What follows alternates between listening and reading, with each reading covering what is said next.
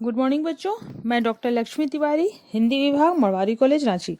बच्चों, आज मैं आप लोगों को पढ़ाऊंगी हिंदी कोर बी की पाठ लखनवी अंदाज। लखनवी अंदाज के रचनाकार हैं यशपाल। यशपाल यथार्थवादी शैली के रचनाकार हैं। उनकी रचनाओं में आम आदमी के सरोकारों की उपस्थिति है।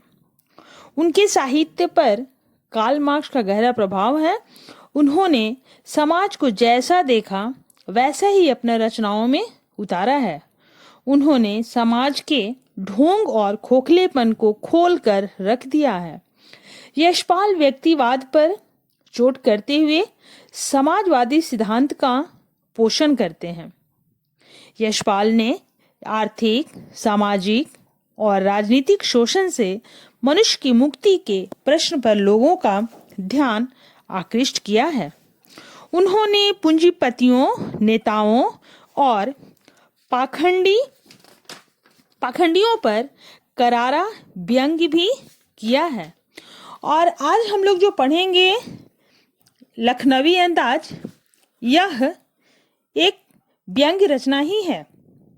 यशपाल ने यह लखनवी अंदाज में व्यंग्य कर यह साबित करने के लिए लिखा था कि बिना कथ्य की कहानी नहीं लिखी जा सकती है, परंतु एक स्वतंत्र रचना के रूप में इस रचना को पढ़ा जा सकता है।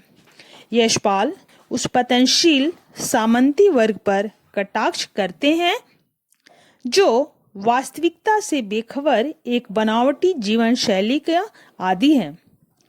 कहना न होगा कि आज के समय में भी ऐसी परजीवी संस्कृति को देखा जा सकता है। तो बच्चों, यह जो लखनवी अंदाज पाठ है, इसमें एक ऐसे नवाब साहब का वर्णन किया गया है जो ट्रेन के सेकंड क्लास में यात्रा करते हुए अपनी रईसी का प्रदर्शन करने के लिए खीरे में नमक मिर्च लगाकर उसे खाते नहीं, सिर्फ सूंघते हैं और सूंघकर ट्रेन से बाहर फेंक देते हैं। उन्हें देखकर लेखक को यह ज्ञान होता है कि जिस प्रकार केवल सूंघकर ही खीरे के स्वाद का आनंद उठाया जा सकता है और काल्पनिक रूप से तृप्त भी हुआ जा सकता है, उसी प्रकार बिना विचार, घटना और पात्रों की नई कहानी भी लिखी जा सकती है। अर्थात वैसे तो बिना कथ्य के कहानी नहीं लिखी जा सकती है, परंतु यदि कोई कहानी लिखी भी जाए तो स्वतंत्र रचना के रूप में उसे पढ़ा जा सकता है। बच्चों, जैसा कि मैंने पहले बताई कि यशपाल सामंती वर्ग पर कटाक्ष करते हैं जो वास्तविकता से बेखबर एक बनावटी जीवन शैली के आदी हैं। इस तरह के लोग जीवन के यथार्थ रूप से दूर कल्पना की दुनिया में जीते हैं और अपनी रईसी का झूठा दिखावा करने में अपनी शान समझते हैं। तो चलिए हम लोग आगे देखते हैं इस लखनवी अंदाज में कि लेखक क्या कहना चाहते हैं। लेखक को कहीं नजदीक ही जाना था, इसलिए उसने सेकेंड क्लास का टिकट लिया ताकि भीड़ से बचकर एकांत में नई कहानी के संबंध में सोच सके और खिड़की से प्राकृतिक दृश्यों का आनंद ले सके। गाड़ी छूट रही थी। लेखक दौड़कर एक डिब्बे में चढ़ गया।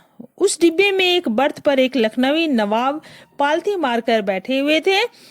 उनके सामने तौलिए पर 2 ताजे चिकने खीरे रखे हुए थे।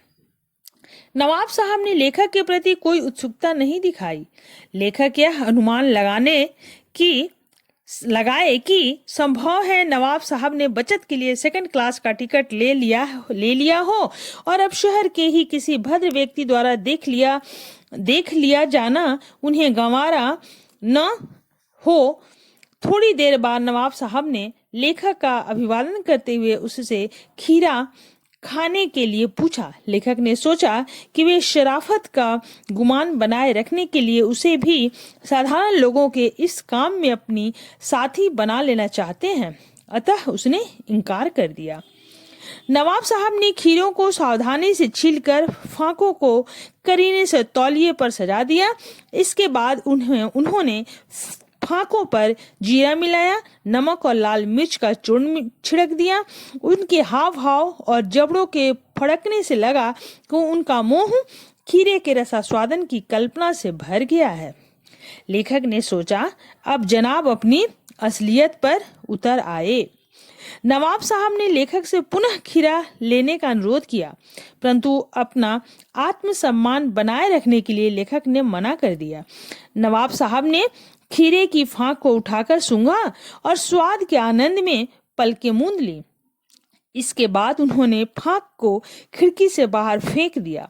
इसी तरह वे सारी फांकों को सूंघकर खिड़की के बाहर फेंकते गए।